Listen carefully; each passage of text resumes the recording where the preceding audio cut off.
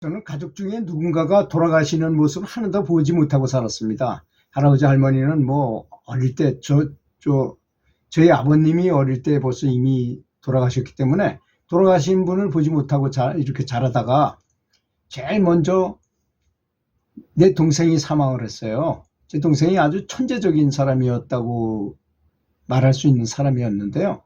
공부를 잘하고 했지만 좋은 대학을 갔는데 이 과가 맞질 않아가지고 뭐 그전엔 적성 이런 거 보지 않고 그냥 성적이 좋으면 그 성적에 맞춰서 가잖아요. 그래서 응용화학과를 갔는데요. 그게 맞질 않았어요. 그 친구는 뭐 미술이나 음악, 클래식 기타는 강원도 내에서 가장 잘 치는 정도로 아주 현란한 그 기타 솜씨를 가지고 있었거든요. 연주 솜씨를 가지고 있었고, 그림 뭐 이런 쪽에 있는 사람을 화학과에 들어갔으니 그게 맞겠습니까?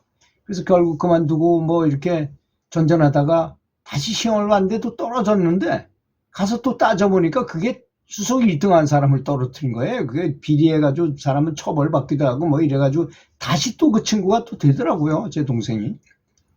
참 그런 걸 보고 참 기구한 운명은 따로 있구나 하는 생각이 들긴 들더라고요. 그러다가 어떤 여자를 만났어요. 그 미술학도. 그것도 신입생으로 시험을 봤는데 2학년에 편입시켜줬어요. 떨어졌다가 도로 살려놨다가 해가지고. 그 참 기구한 운명은 운명이다 하는 생각이 들더라고요. 그리고 이제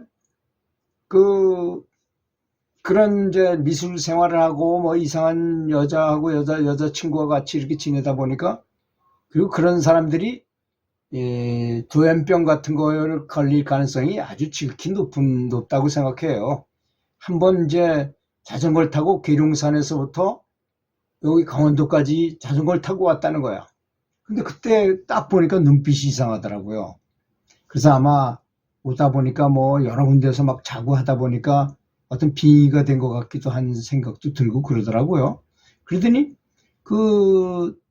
그래서 이제 여러 사연이 있은 다음에 정신병원에도 집어넣어 보고 뭐 이렇게 치료하는데 우리가 좀 알아야 될 점이 한 가지 있습니다.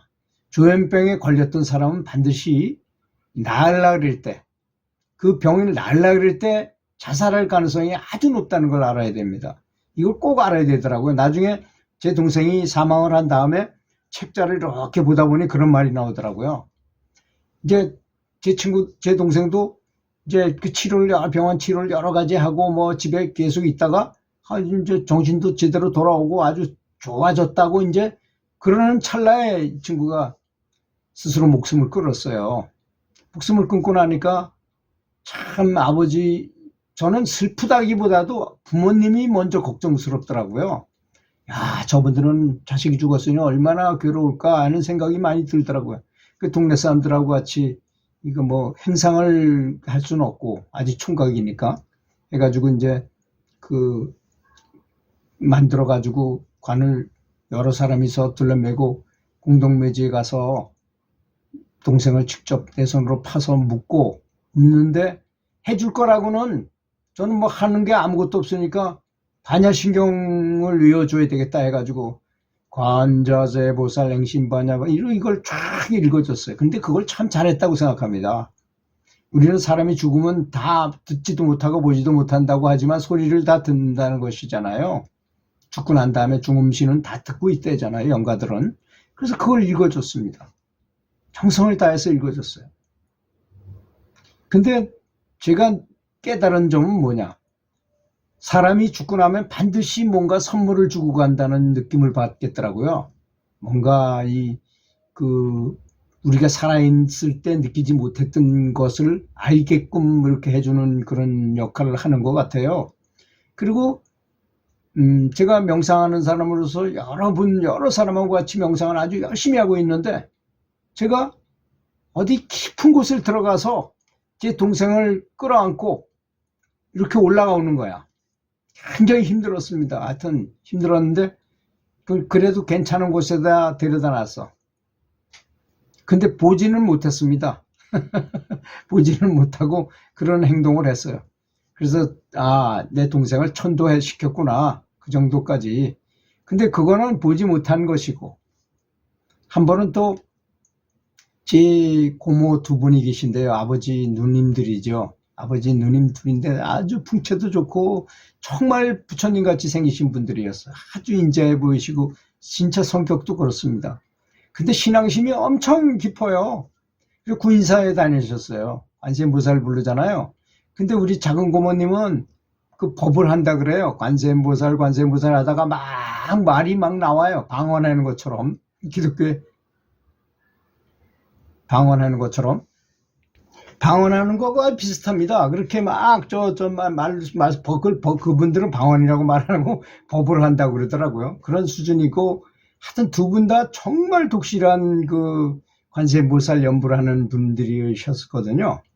그래서 이제 그 고모님들 따라서 그 지역에 이제 또 그 말사라는 게 절이 또 있잖아요. 그 구인사에 속한 그런 절에 가서 같이 또 관세음보살을 외우기도 하고 구인사에도 직접 가봤습니다.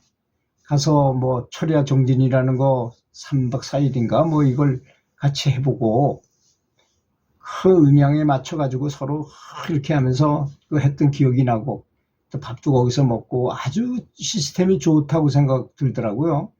그래서 특별히 무슨 불교 공부나 이런 거 아닌 분들은 뭐 일이 잘 안 되고 하면 또는 극락왕생을 하고 싶다 그러면 구인사에 가는 것도 괜찮다고 저는 생각이 들더라고요. 그걸 직접 해본 사람의 입장에서.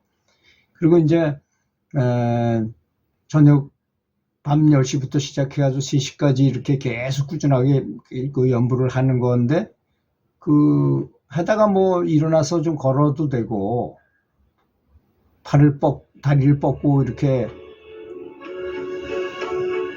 그 관세음보살 연부를 열심히 하면 그 관세음보살 보문품에 나온 것처럼 정말 좋은 공덕이 많이 쌓이고 또 사업을 하시는 분들이 와서 이렇게 열심히 연부를 하고 가면 사업이 신기하게 잘 풀립니다.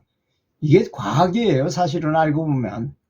사람 생각 중에 우리는 자기 머리로 지식으로 뭔가 생각하면 그게 굉장히 높은 차원이라고 생각하지만 그렇지 않습니다. 관세음보살을 연부를 하면 그 법계에 우리 진리의 세계하고 연결이 되거든요, 사람이. 그러면 행복 호르몬도 많이 분비되고 하여튼 우리가 하기에 최상의 최적화 상태를 이루게 한다는 것입니다. 그러니까 하던 일도 잘 되고 사업도 잘 되고 공부도 잘 되고 다 잘 되게 돼 있어요. 제가 그 말하고 싶은 것은 공부하는 학생도 관세음보살 연부를 하다가 공부하고 시간 날 때마다 이렇게 연부를 하면요. 시험 문제가 나올 것 같은 문제가 언뜻 떠올라요. 그래가지고 왜 고시 한 번에 패스한 사람 얘기도 제가 했잖아요. 그렇게 된다는 것입니다. 오늘 말씀드릴 주제는 제가 이렇게 명상 중에 바로 이 두 고모님이 한 배, 아주 황금 배에 타셔가지고 하늘에서는 금빛에 무슨 꽃비 같은 게 내리는 것 같더라고요. 천상의 음악이 들리면서 황금 배 위에 두 분이 올라타셨는데 황금색이야, 두 분이 다. 너무너무 장엄해요. 그런 상태로 천천히 올라가는 거야. 이렇게. 그 뭐 천도가 아니라 극락왕생인 것이죠. 너무나 아주 황홀하더라고요. 너무나 기분이 좋고 황홀하다는 생각이 들었어요. 근데 이제 그 다음에 그걸 이제 그렇게 되니까 그 집 자식들한테, 그러니까 저한테는 형, 누나 두 자매밖에 없거든요, 그 집에는. 그래서 전화를 했어요. 어머니가 이렇게 극락왕생을 했다. 이렇게 이런 모습으로 이렇게 했다. 참 좋다. 그리고 나서 생각해 보니까 그분들은 연부를 하지 않는 분이니까 이게 이 뭔가 레벨이 안 맞는 듯한 느낌이 들더라고요. 그래서 깨달은 스승이나 공부한 사람들끼리 더 친하게 된 거예요. 가족보다도, 친척보다도. 그렇잖아요. 도반들이 더 가까운 법입니다, 원래가. 그분들은 뗄래야 뗄 수 없는 어떤 영적인 관계로 네트워크가 다 연결돼 있어가지고 레벨도 서로 비슷하게 이렇게 쫙 올라가잖아요. 근데 아무리 자식이지만 얘기해줘도 그게 뭐 큰 어떤 그런 감흥을 주는 것도 아니고 보이지도 않고 느껴지지도 않고 또 본인하고도 상관도 없어요. 아무리 어머니가 극명왕성을 했다고 자기한테 뭐 영향을 주는 것도 아니잖아요. 그렇게 많이 영향이 가지도 않아요, 실제로도. 그래서 직접 연구를 하는 것, 직접 수행하는 것, 직접 명상하는 것, 이런 것이 가장 중요하구나 하는 것을 실제로 체험했다는 말씀을 올리도록 하겠습니다. 들어주셔서 감사합니다.